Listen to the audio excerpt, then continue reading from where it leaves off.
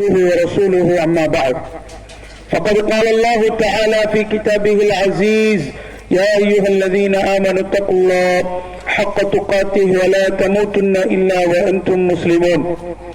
وقال نبينا صلى الله عليه وسلم في حديثه الشريف إن خير الحديث كتاب الله وخير الهدي هدي محمد صلى الله عليه وسلم وشر الأمور محدثاتها وكل محدثة بدعة وكل بدعة ضلالة وكل ضلالة في النار.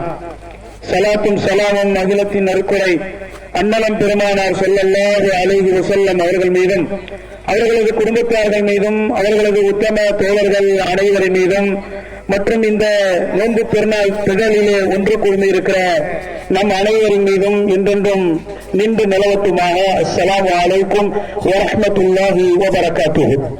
கணியத்திற்குரிய சகோதரர்களே சகோதரிகளே, எல்லாம் வல்ல அல்லாஹுவின் நல்லடியார்களே, ரமலான் மாதத்தை சந்திக்கிற அடைகிற நல்ல பாக்கியத்தை ரப்புல் ஆலமீன் நம் அனைவருக்கும் வழங்கி அதனுடைய இறுதியில் நோன்பு பெருநாளை கொண்டாடுகிற நல்ல பாக்கியத்தையும் நமக்கு வழங்கி அருள் புரிந்திருக்கிறான்.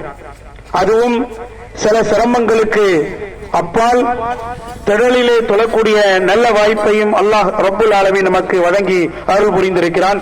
அல்ஹம்துலில்லாஹ், அல்லாஹ்வுக்கே எல்லா புகழும்.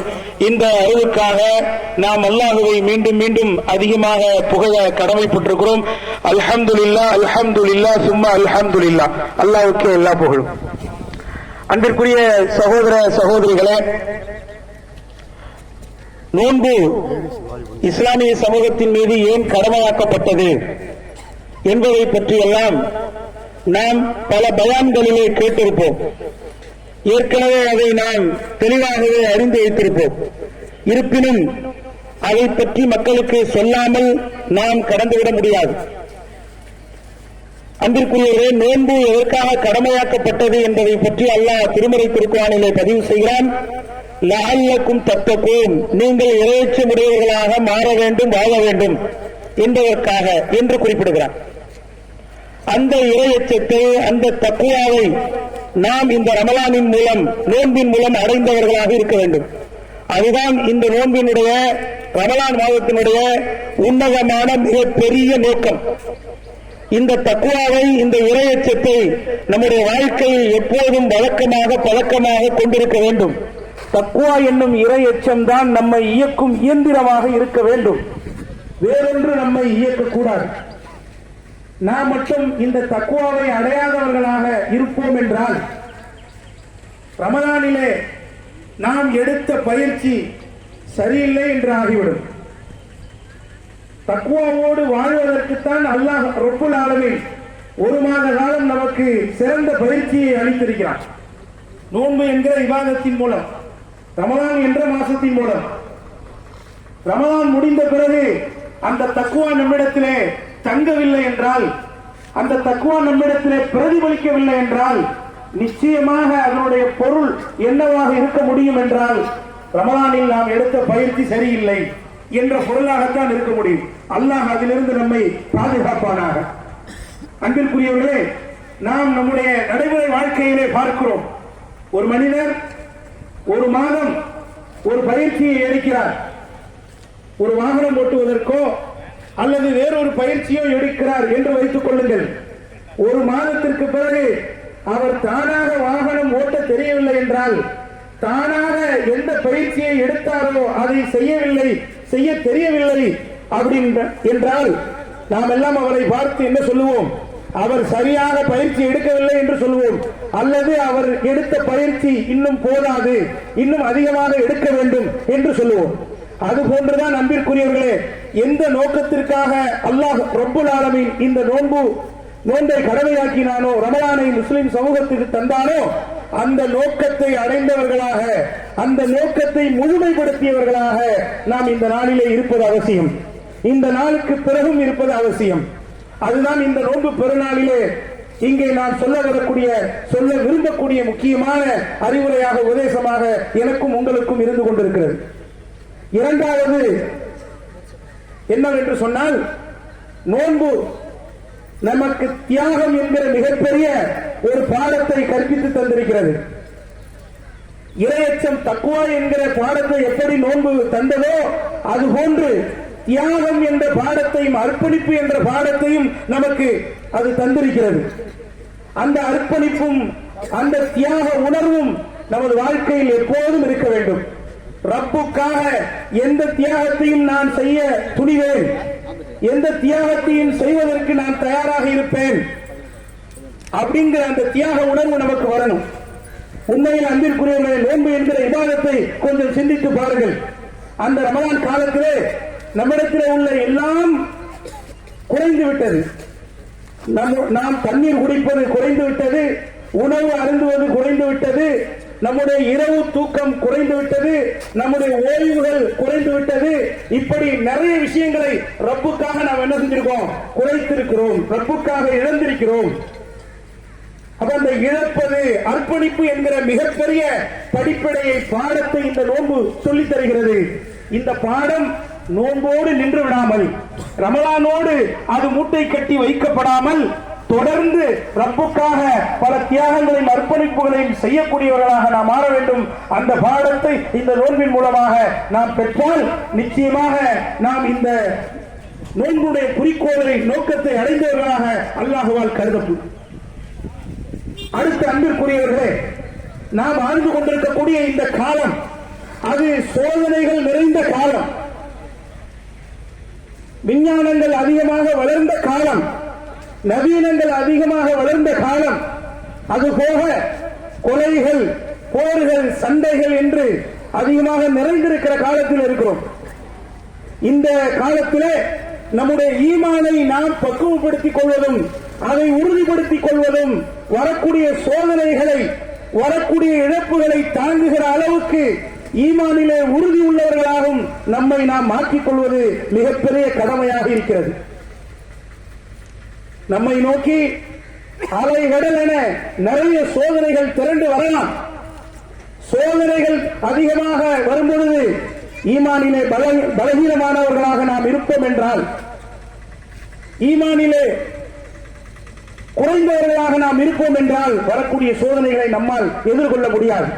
அப்படி எதிர்கொள்ளாமல் நாம் ஒரு கால் நம் மார்க்கத்தை அங்கே பறி கொடுக்கலாம், நம்முடைய ஈமானை அங்கே பறி கொடுக்கலாம், மற்ற விஷயங்களை அங்கே இழக்கலாம்.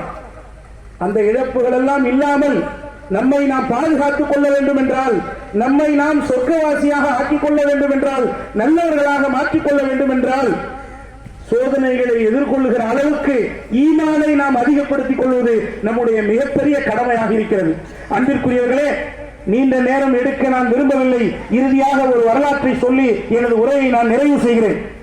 நபிகள் நாயகம் ஸல்லல்லாஹு அலைஹி வஸல்லம் அவர்களுடைய காலத்திலே அப்துல்லா இப்னு ஹுதாஃபா ரலியல்லாஹு அன்ஹு என்ற நபித்தோழர் உண்டு. அவர் தங்களுடைய வாழ்க்கையில எத்தனை பெரிய சோதனைகளை கண்டார்கள் தெரியுமா? வரலாறு பதிவு செய்யப்படுது. சியர் ஆலாமின் நுபலா என்ற வரலாற்று நூலிலே பதிவு செய்யப்படுகிறது. ரோமர்களுடனான சண்டையிலே அவர்கள் கலந்து கொள்கிற சமயத்தில் அவர்கள் அங்கே கைது செய்யப்படுகிறார்கள்.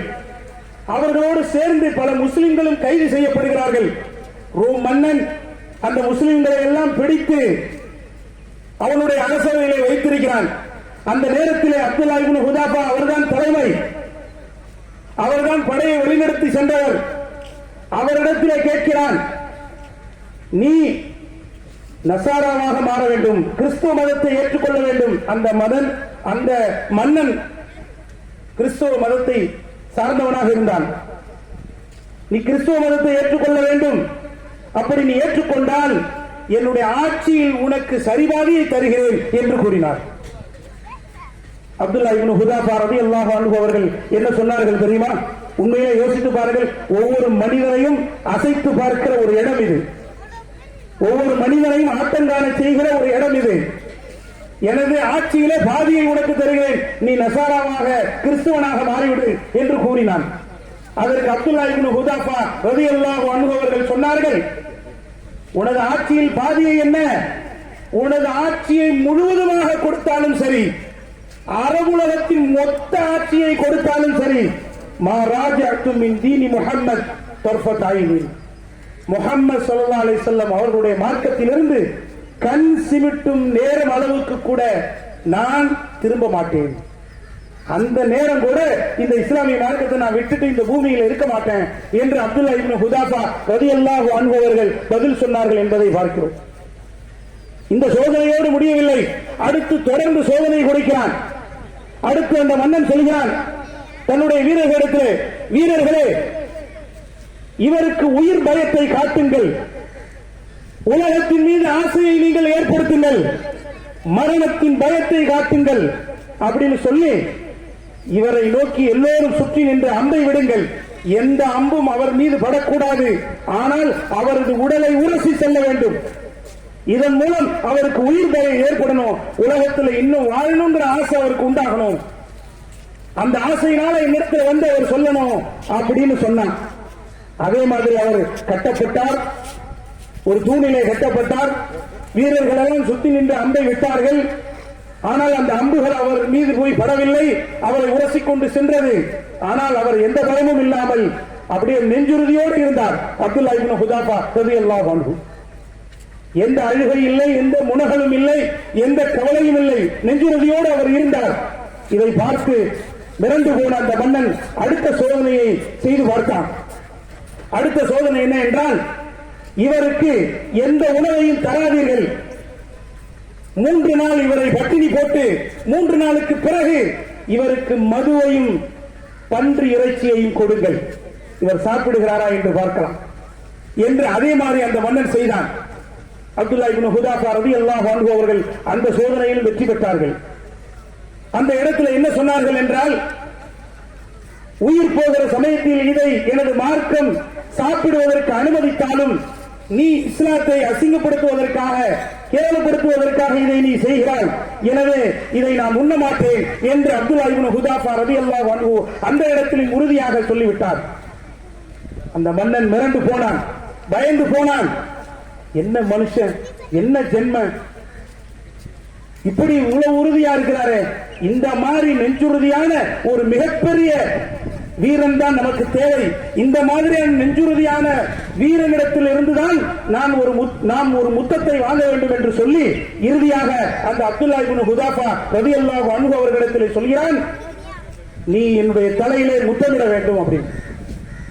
உடனே அப்துல்லா இப்னு ஹுதாஃபா சொல்கிறார், முத்தமிட்டால் என்ன செய்வாய், உன்னை விடுவித்து விடுகிறேன், என்னை மட்டுமல்ல என்னோடு வந்திருக்கிற அத்தனை முஸ்லிம்களை நீ விடுவிக்க வேண்டும், சரியா அப்படின்னு கேட்கிறாரு. உடனே மன்னன் ஒத்துக்கொள்கிறான். அதே மாதிரி என்ன செய்யறாரு, தலையில முத்தம் கொடுக்கிறாரு. முத்தம் கொடுக்கிறது பெரிய விஷயம் இல்லையே, அது மார்க்க அடிப்படையில் தவறும் இல்லையே. ஒரு பெரிய வீரனால் நாம் முத்தம் வாங்க வேண்டும் என்று அவருடைய ஆசை இருந்திருக்கிறது, சரி அப்படின்னு என்ன செய்யறாரு, அவரும் முத்தத்தை கொடுக்கின்றார். அதற்கு பிறகு அவர் விடுவிக்கப்படுகிறார், அத்தனை முஸ்லிம்களும் விடுவிக்கப்படுகிறார்கள். விடுவிக்கப்பட்டு மதீனாவுக்கு போறாங்க. உமர் ரலியல்லாஹு அன்ஹு அவர்களை உமர் ரலியல்லாஹு அன்ஹு அவர்கள் பார்த்து வரவேற்று அவர்களிடத்தில் நடந்த விஷயங்களை எல்லாம் சொல்லும் பொழுது உமர் ரலியல்லாஹு அன்ஹு அவர்கள் சொன்னார்கள், அனைத்து முஸ்லிம்களும் அப்துல்லா இப்னு ஹுதாஃபா ரலியல்லாஹு அன்ஹு அவர்களுடைய தலையிலே முத்தமிட வேண்டும், நான் முதலாவதாக ஆரம்பிக்கிறேன் அப்படி சொல்லி உமர் ரலியல்லாஹு அன்ஹு அவர்கள் அவரது தலையை முத்தமிட்டு அவரை பாராட்டினார்கள் என்று நாம் பார்க்கிறோம். அன்பிற்குரியவர்களே, அவர்களுக்கு வந்த அந்த சோதனையை கொஞ்சம் நினைத்து பாருங்கள். இது போன்ற நம்முடைய ஈமானை, இஸ்லாமிய மார்க்கத்தை அசைத்து பார்க்கிற மிகப்பெரிய சோதனைகளை எல்லாம் இன்னும் நாம் சந்திக்கவில்லை, அல்லாஹ் நமக்கு வழங்கவில்லை. அப்படி வழங்கினாலும் எதிர்கொள்கிற ஈமானிய துணிச்சல் வேண்டும். முக்கியமாக வாலிபர்களுக்கு, இளைஞர்களுக்கு வேண்டும். இளைஞர்கள் கவனமாக இதில் இருக்க வேண்டும். இளைஞர்கள் அவர்களுடைய போக்கை நாம் இன்று பார்க்கிறோம். மதுவிலும், மாதுவிலும், கஞ்சாவிலும், இன்னும் இஸ்லாமிய மார்க்கம் தடுத்த பல காரியங்களிலே போய் சென்று வீழ்வதை நாம் பார்க்கிறோம். அந்த வாலிபர்கள் நினைவிலே கொள்ள கடமைப்பட்டிருக்கிறார்கள். அப்துல்லா இப்னு ஹுதாஃபா ரலியல்லாஹு அன்ஹு அவர்கள் கூட ஒரு வாலிபர் தான். ஆகவே வாலிபர்களுக்கு மிகப்பெரிய பாடமாக அவர் திகழ்ந்திருக்கிறார். ஆகவே அன்பிற்குரியவர்களே, நாம் இறை அச்சத்தை எப்படி பெறுகிறோமோ தியாக உணர்வை எப்படி பெறுகிறோமோ அதே போன்று இந்த ரமலானின் மூலமாக இஸ்லாமிய மார்க்கத்தின் மூலமாக ஈமானிய உறுதியை நாம் பெறுவோம். வல்ல அல்லாஹ் ரப்புல் ஆலமீன் அப்படிப்பட்ட இந்த மூன்றையும் நமக்கு வழங்கி நமக்கு அருள் செய்வானாக என்று அல்லாஹ்விடத்தில் வேண்டி விரும்பி பிரார்த்தனை செய்து எனது இந்த பெருநாள் உரையை நிறைவு செய்கிறேன். வாஹிரு தஅவானா அனில் ஹம்துலில்லாஹி ரப்பில் ஆலமீன். வஸ்ஸலாமு அலைக்கும் வரஹ்மத்துல்லாஹி வபரகாத்துஹு.